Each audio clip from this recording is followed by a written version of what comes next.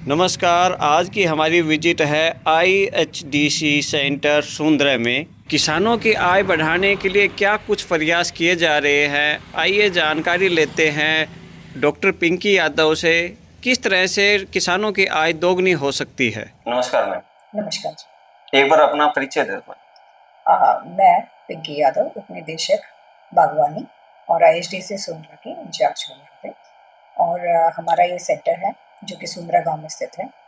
और आगे आप देख सकते हैं यहाँ पे, जैसे कि आपने विजिट करी है, तो हमारे इस सेंटर पे हम लोग ट्रेनिंग्स भी दे रहे हैं।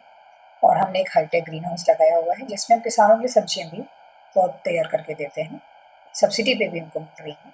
और इसके अलावा हमने ओपन फील्ड में यहाँ पे वेजिटेबल्स लगा रखी हैं, और जिनका हम लोग प्रचार प्रसार जो है हमने खूब भरपूर भी किया हुआ है, पहले भी किसानों को बता रखा है। हमने यहाँ पे बाग लगाया हुआ है और जिसमें हमने बेर लगाया हुआ है। अभी हमने नया डेट पाम भी लगाया हुआ था 2 साल पहले। और हमने इसमें माल्टा लगाया हुआ है यहाँ पे सेंटर पे। अनार है, नींबू हमारा लगा हुआ है। तो ये किसान इससे हमारे यहाँ पे आ सकते हैं, विजिट करते हैं। हम ट्रेनिंग के दौरान यहाँ पे बागवानी की, ऑर्चर्ड की ट्रेनिंग भी देते हैं, जिस तरह से वो प्लांट प्रोटेक्शन की भी हमारे यहाँ पास ट्रेनिंग होती है, नेचुरल फार्मिंग की हमारे पास ट्रेनिंग होती है, जैविक खेती के ऊपर किसी तरह से किसान कर सके। हमारा मकसद ये है कि हम किसान की आय को 2 गुना 4 गुना बढ़ा सके। हमारे प्रधानमंत्री जी ने भी 2014 में कहा था कि भाई हमने किसानों की आय को बढ़ाना है, 2 गुना करना है। और यही प्रण लेके हम भी आगे बढ़ रहे हैं विभाग, कि भाई हम अपने किसानों की आय को किस तरह से 4 गुना तक कर ले जाएं, 2 गुना कम से कम ले जाएं। और यहाँ पे किसान आता है और कुछ ना कुछ वो सीख कर ही जाता है ट्रेनिंग के माध्यम से। जी। हमारे यहाँ पे फार्म इम्प्लीमेंट्स, जिसको हम कहते हैं कि रोटावेटर वगैरह है, मशीनरीज वगैरह है, वो भी हमने इस वित्तीय वर्ष में ही शुरू किया है किसानों को देना। और आधे दिन और पूरा दिन का हमारे अलग अलग रेट्स हैं, उनका किराया है जो हम किसानों को दे रहे हैं, जिससे वो अपने आराम से खेती बाड़ी में, क्योंकि हर किसान जो है मशीनरी नहीं खरीद पाता। तो हम कोशिश कर रहे हैं विभाग की तरफ से कि हम उनको एक नॉमिनल से रेट के ऊपर उनको किराए पे दे सकें, ताकि ये वाला जो अब सेंटर है कब शुरू हुआ था? ये सेंटर हमारा 2016 से शुरू हुआ था। और इसमें प्रगति हमारी जो हाईटेक ग्रीन हाउस है 2019 के साथ शुरू हो गया था, जिसपे हम सब्जी के पौधे वगैरह तैयार कर रहे हैं। कितने एकड़ में फैला हुआ है ये? 12 एकड़ के अंदर। पॉली हाउस भी है और नेट हाउस भी है जी। इनमें क्या कुछ होता है? हमारे यहाँ पे सेंटर पे आपने जैसे कि पूछा कि मैडम यहाँ पे पॉली हाउस और नेट हाउस लगे हुए हैं, जी बिल्कुल लगे हुए हैं। और इनका मकसद यही है किसान की आय बढ़ाने का ही है। यहाँ पे किसान अपना खीरा, टमाटर और शिमला मिर्च लगा सकता है इसके अंदर, जिससे उनकी आय बढ़ सकती है। पॉली हाउस हमारा NBPH होता है, जो प्लांट प्रोटेक्शन के तहत हम लगाते हैं। इसमें पॉली शीट होती है, जैसे कवर्ड रहती है। और जो नेट हाउस होता है, शेडिंग नेट हाउस बोलते हैं उसको, इंसेक्ट नेट हाउस बोलते हैं उसको। और इसके अंदर जो किसान है वो अपना खीरा, टमाटर, जो शिमला मिर्च हमने बताया वो लगाते हैं। और ये प्रोटेक्शन के साथ होता है, यानी कि जो किसान है उनको छिड़काव की ज़रूरत नहीं पड़ती है। किसी कीटाणु या किसी बीमारी का उनके पास अटैक नहीं होता, अगर वो उनको बहुत तरीके से पूरी टेक्नोलॉजी के साथ अपनाएं। उसके अंदर ड्रिप इरिगेशन साथ होती है, मल्चिंग भी इस्तेमाल करते हैं किसान, जिससे उनके खरपतवार नहीं आती है। और इस तरह से वो अपनी आय बढ़ा सकते हैं। और ये हाईटेक वाला जो है वो किस काम के लिए है? जब किसान अपनी सब्जी पौध तैयार करवाना चाहता है, वो यहाँ पे बीज लेके आता है जो उसने अपने खेतों में लगाना होता है, और हम उसको तैयार करके देते हैं। हमारे पास मीडिया होता है जिसके हम तैयार करते हैं। उन पे जब जड़ें आ जाती हैं 30 से 35 दिन, किसी की 15 दिन, जैसे खीरा की फसल है 20 दिन में तैयार हो जाती है, वो अलग अलग दिन होते हैं उनके तैयार होने के। और हम उसको तैयार करके बना के उसको देते हैं, नर्सरी से निकाल के देते हैं, ताकि वो अपनी सीधा पौधारोपण कर सके खेतों। जी। जी। इसमें टेम्परेचर अपने आप मैनेज होता है, किस तरह से क्या जी, होता हम है? लोग इसका टेम्परेचर वगैरह जो है सारा मेंटेन करते हैं, क्योंकि इसमें जो ना सिस्टम होता है हाईटेक ग्रीन हाउस के अंदर, एक तरह से फैन पैड सिस्टम बोलते हैं इसको। और ठंडा भी रखता है, गर्मियों में ठंडा रखा जाता है, सर्दियों हम इसका टेम्परेचर जो है मेंटेन रखते हैं, ताकि वो फसल जो है उसमें लग सके और तैयार हो सके, किसान को समय पे हम दे सकें। ठीक। जी। अगर कोई किसान भी इस तरह का हाईटेक लगाना चाहे, जी। क्या इस एरिया में कामयाब है? इस एरिया में कामयाब है जी, अगर किसान लगाना चाहता है। और ये स्कीम है भारत सरकार की, नेशनल हॉर्टिकल्चर मिशन जिसको हम कहते हैं, MIDH अपन ने इसका नाम रखा हुआ है। इसके तहत वो सब्सिडी लेके भी लगा सकता जी। है। जी।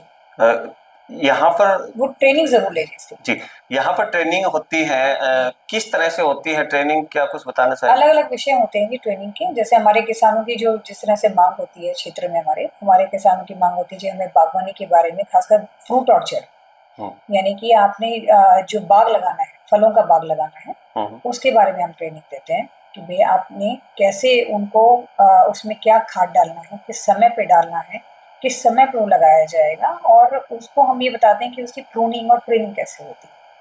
इसके उपरांत हम लोग नेचुरल फार्मिंग यानी कि जैविक खेती के ऊपर ट्रेनिंग दे रहे हैं कि वो किस तरह से सब्जी के पौध को लगा सकता है अपने खेत में, और कम से कम पेस्टिसाइड का वो इस्तेमाल करें, इंसेक्टिसाइड का इस्तेमाल करते हुए करे ही ना। हम तो ये कह रहे हैं कि वो जैविक खेती पर आ जाए, नेचुरल फार्मिंग पे आ जाए। जी।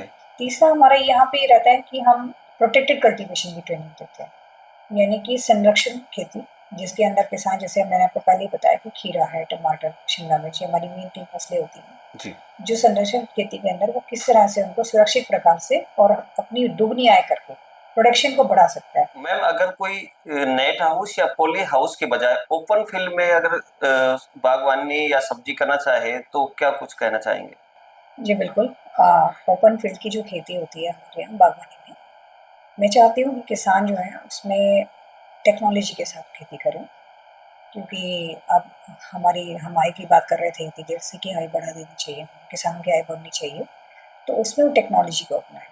एक प्रॉपर रेस बेड्स पे लगाएं खेती को, किसान कर भी रहे हैं इसमें, साथ में मल्चिंग भी लगाएं, ड्रिप इरिगेशन के साथ करें, फॉरा सिस्टम के साथ करें हम, और क्योंकि इससे बहुत सारे फायदे होते हैं। एक तो खरपतवार वगैरह की बचत हो जाती है, पानी का भी जो सही उपयोग हो जाता है, और जो दीमक वगैरह है उनसे भी उनका काफ़ी बचाव वगैरह होता है, और किसान की जो आय है वो बढ़ जाती है, उत्पादन बढ़ जाता है, जो सब्जी का उत्पादन है वो बढ़ जाता है।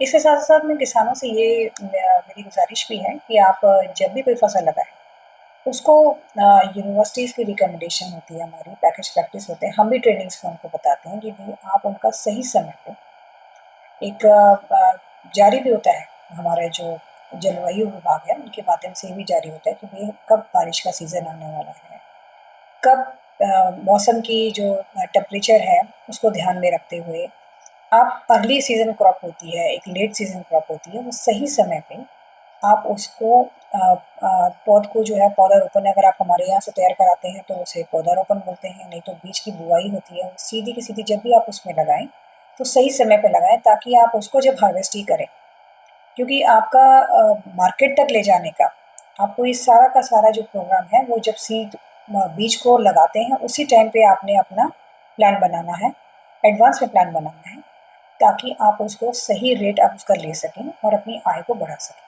जैसे कि मैम आपने बताया कि सेंटर पे ट्रेनिंग भी होती है, जी कोई जागरूकता कैंप भी लगाए जाते हैं क्या गाँव में जाके? जी, हम लोग अभी हमारे यहाँ पे विलेज ऑफ एक्सीलेंस का प्रोग्राम चल रहा है, जिनको हमने 5 गाँव में कर रखा है, और हमने इसमें 5-5 किसान हर गाँव से लिए हुए हैं।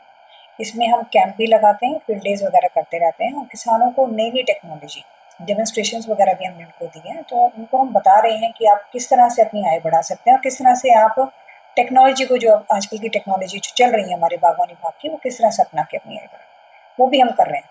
और हमारे यहाँ पे अभी सेंटर पे इंटरनेशनल पोटैटो सेंटर जो हमारा श्यामगढ़ में है, करनाल में, उनके माध्यम से हम आलू की खेती के बारे में किसानों को जानकारी दे रहे हैं, और जगह-जगह पे उन्होंने अभी कुछ किसानों को उन्होंने अभी बीज भी वितरित किया है फ्री ऑफ कॉस्ट में, और उनको किस तरह से खेती करनी है हार्वेस्टिंग तक, वो सारे की सारी गाइडेंस जो है हमारे इंटरनेशनल पोटैटो सेंटर के माध्यम से दी जा रही है।